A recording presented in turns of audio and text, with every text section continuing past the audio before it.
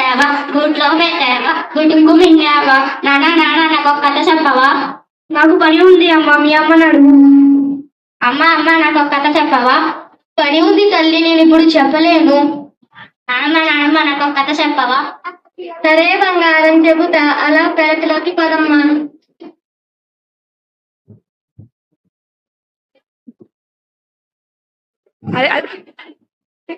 ఏమిటే పాచిపోయిన వాసన వస్తుంది.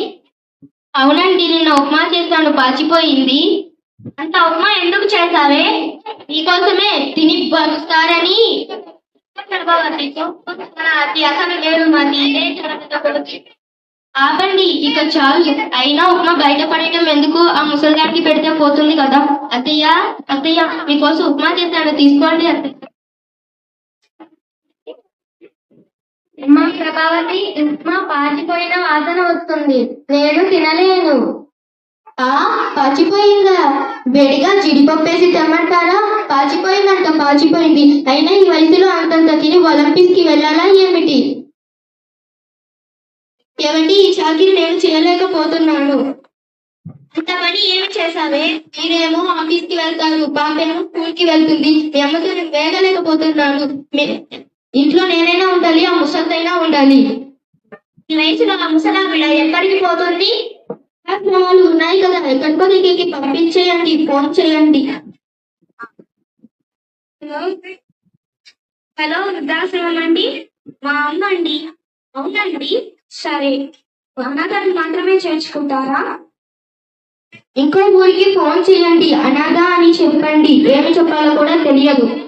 హలో కడప వృద్ధాశ్రమం అండి, ఒక అనాథను మీ వృద్ధాశ్రమంలో చేర్చాలండి. అవునండి, సరే. ఇప్పుడే చేర్చండి.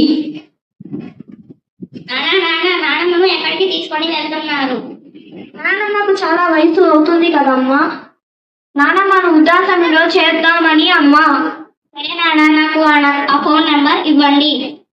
నీకెందుకే, వెళ్ళి చదువుకోపో. ఏం లేదమ్మా, మీకు కూడా వయసు అవుతుంది కదా, మిమ్మల్ని కూడా వృద్ధాశ్రమంలో చేర్చాలని ఉంది. నీకెందుకే? అమ్మా నిన్ను కొంచెం సేపు ఆగమన్నానా. ఇందాక పాచిపోయిన ఉప్మా తెచ్చి నానమ్మకు ఇవ్వకపోతే నాకు ఇవ్వచ్చు కదా, నువ్వు తినచ్చు కదా, నాన్నకు పెట్టవచ్చు కదా. చూడండి చూడండి ఎలా మాట్లాడుతుందో. అంతా ముసల్దాని గారాబం వల్లే ఇలా తయారైంది.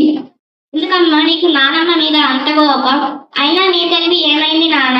నువ్వు చిన్నప్పుడు నిన్ను ఎంత బాగా చూసుకున్నావో నానమ్మని కూడా అలాగే నిన్ను చూసుకుంది కదా. అయినా నానమ్మ ప్రేమను అర్థం చేసుకొని అయినా నానమ్మ మీకంటే నన్ను బాగా చూసుకుంటుంది, అందుకనే నేను నానమ్మతోనే ఉంటాను. ఇంకైనా మీరు మారండి. నానమ్మకు వెళ్ళి క్షమాపణ అడగండి, క్షమిస్తుంది, వెళ్ళండి.